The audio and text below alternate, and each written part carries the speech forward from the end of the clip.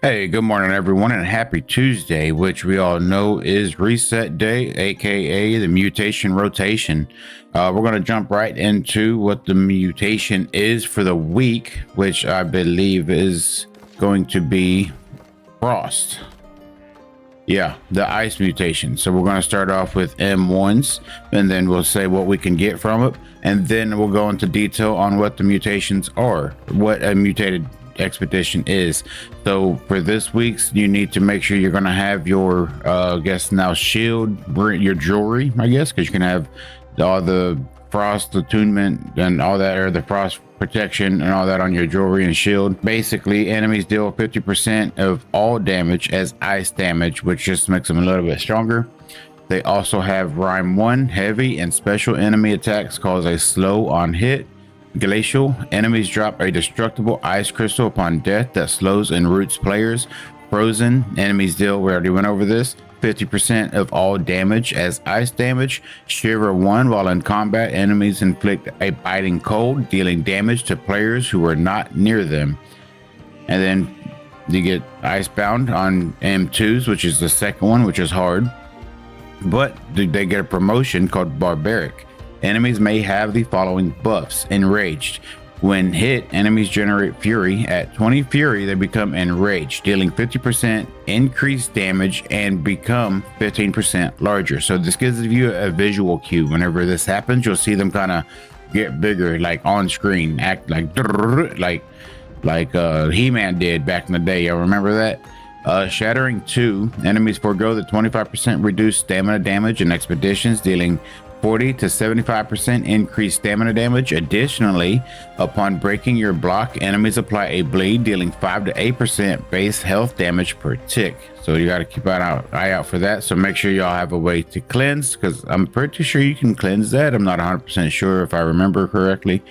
But then we also have on M3s, which is the hardest mutation dungeon, which still, in my opinion, aren't necessarily the greatest. You get some great skins for completing them. They're rare, but once you get to BIS, which everybody seems to be throwing that word around a lot lately, whenever there is no BIS gear in season 10, unless you actually get lucky enough to be able to complete the raid and complete all this other stuff. But yeah, like, it's just not BIS anymore. We got Wary. Periodically applies Wary to players in combat, slowing their movement by 30%, increasing all damage they take by 20%. The effect can be delayed by using abilities. This effect cannot be cleansed by player abilities. Good to know. Blood Offering. Using abilities applies a stack of offering, causing 4.5% max health ice damage over time to the player, stacking 3 times. All player damage has 25% lifesteal while affected by offering. This effect cannot be cleansed. Okay, so yeah, that just makes it that much harder. Okay, so let's get into what we actually have and what we can get. So we got Starstone Barrows, the Depths, and Garden of Genesis. So what can you get from each one, you ask?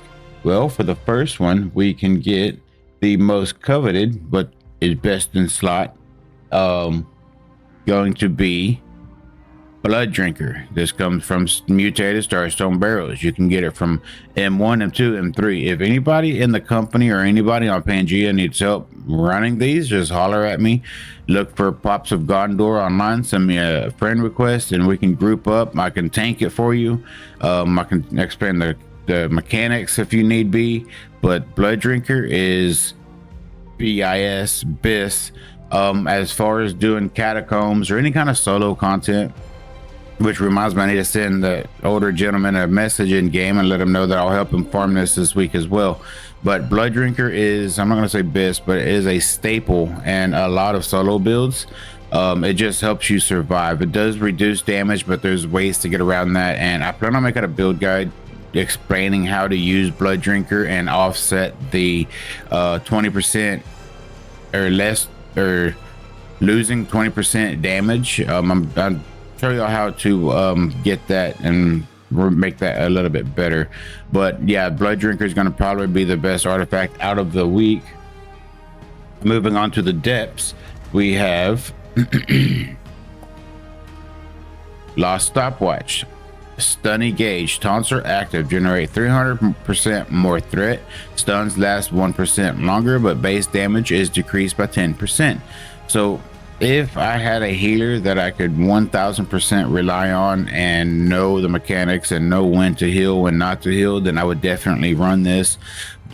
But the fact that I rely so heavily on Blood Drinker for self-sustain, I don't see myself running this. Now, if Airwick 93 would ever get on and run some heals, then maybe I'll be able to run this and be a little bit more tanky. Not tanky is the word I'm looking for, but be able to give more taunts and more threat to generate more hatred to where I could have the aggro on me longer. So this is a wishy-washy, could be good, could be bad, depending on the circumstances and the situation that you're in. Like I said, if you trust a tank or you trust a healer, then by all means, I would give this a go, because being able to generate more threat does sound like it'd be super good. All right, so moving on to Garden of Genesis. What can you get from Garden of Genesis this week? We have Freya's Francisca. It's a hatchet. I used to think this was going to be good, but this is actually probably outshined by the one that you can get from the artifact one. Where is it at? It's right here. It's probably completely outshined by this, but still I think it'll be worth getting, just because, you know, maybe one day the new one will get nerfed. What was it called? I don't remember. But Throne Mastery, Throne Axe projectiles reduce all axe skill cooldowns by 25%, would deal 25% nature damage to a nearby target, and then you get your gem slots and everything else like that. But this one actually has a gem slot, so that could be the trade-off, right? The new one doesn't have a gem slot, I don't think. I don't have it leveled up all the way, but yeah, I don't think the new one has a gem slot. And if I'm mistaken, let me know down in the comments if I got that wrong. That'd be greatly appreciated. All right, so that's everything that you're going to be able to get. Hey, I apologize. I was editing the video and I realized I didn't go over what you need as far as gems this week for frost protection. So we're going to go ahead and get into that right quick. Refined, and we go to cut gemstones. We're going to go ahead and scroll all the way down, and we're going to look at the Aquamarine. So you're going to want to buy these and put these in your jewelry. I need to go ahead and get a few of them. I think I might actually have some, but I'm gonna go ahead and buy them anyway. I'm just gonna buy 20 of them, and I'll show y'all real quick on screen what you can do. So I do know I'm going to be using this helmet for sure while I'm tanking, so I'm going to go ahead and put one in there. So you come down here, gem slot, attach, boom, and then it goes from not having a gem slot to ice damage absorption, which you're going to want to do. And you're going to also want to make sure that you have your amulet right here. Let me see if I have one on me. I don't, but yeah, you're going to make sure that you have your amulet that has frost protection or ice protection as well. So make sure to check out for those. I apologize that I missed that in the initial portion of the video, but that is where you're going to be able to get your gems, and make sure to get your amulet. Get off of the Mutated Dungeons. We went over what Mutated Dungeons, what mutations they have. Now, I know a lot of people are new and returning players, and they've been asking, hey, what are mutations? What are mutations? So basically what a mutation is you go to activities, right? It's your dungeons, and you have a list of what, 2, 4, 6, 8, 10, 12 dungeons that you can do in the game. And what Amazon does is they take 3 random ones, and they're like, okay, let's make these harder. And then they turn those into mutations. And that's what we just went over, the different mutations that you can get per dungeon. Just basically takes the out-leveled expeditions or the out-leveled content and gives you a more challenging version of something that you've already done. There's sometimes slight different mechanics, kind of like with Starstone Barrels. We'll see that whenever we do that. You actually go back down and you fight that gray dude from the very first dungeon, Armine or Armine, however you say it. And you get better drops, you get skins, you get better weapon drops. Sometimes, like especially with Glacial Tarn used to be able to drop one of the best tank gears in the entire game. RIP the dream. That used to be super good. Now it's mediocre at best. But yeah, you get skins from them. All these are different skins that you can get. Also, you get your mutation, your artifacts that we just went over.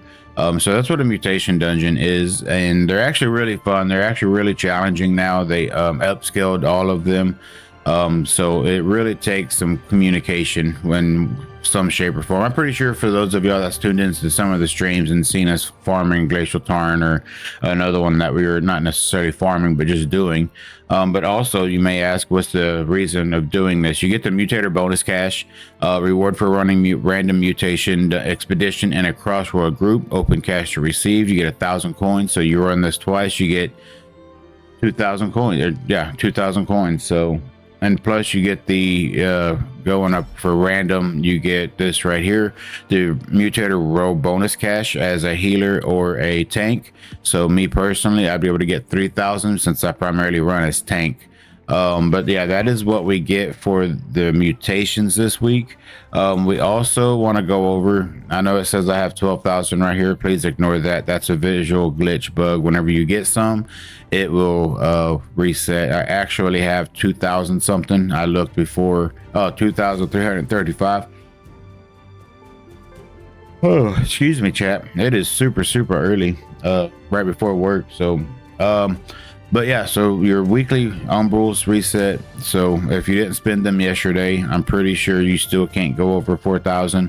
Now I don't know, let me know if y'all know down in the comments below. If I was to spend this 2,000 down to 0, could I still gain an additional 4,000? Right, I do believe that's how that should work.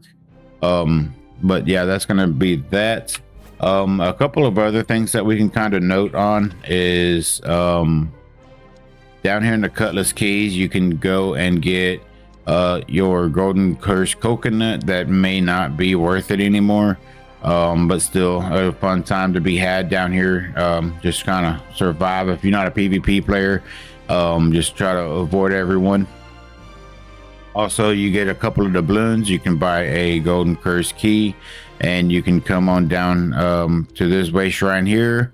You can cross the bridge right here, and right here you get a chest that has 500 doubloons in it, so that's super worth it. And then you can take whatever leftover doubloons that you have, and you can go to the wishing well, which is, where's it at? I think I'm blind, chat, but yeah, it's like right here somewhere. Yeah, I don't know, I lost it. But yeah, it's like right here. You could take it and get like different items. You can get your honing stones, that has 7% increased damage. You can get the glitter stuff that does less dot damage. But yeah, I do believe that's everything for this week's mutation video. If I forgot anything, please let me know down in the comments. I know that going to season 10 changed up a whole bunch, but yeah, I want to say thank you for all the support. We're growing, man. We're super dope. We're growing across all platforms, TikTok, YouTube, and Twitch. So I want to appreciate each and every one of y'all. We're getting close to being able to unlock some more perks that I'll be able to give y'all on YouTube. We just got to get that watch time up. So I ask you that if you're not doing anything and we're streaming, just put me on the background. You can mute it, just that way we can help, you know, get that watch time. But with that, I want to say thank you. Oh, and let me know what y'all think about the new camera thingy, webcam. I think that's pretty dope. I think I might check this out, test it out for a little while. Let me know what y'all think about it. But with that, we're gonna go ahead and wrap up this video, and I want to say thank you, and we will see you in the next one.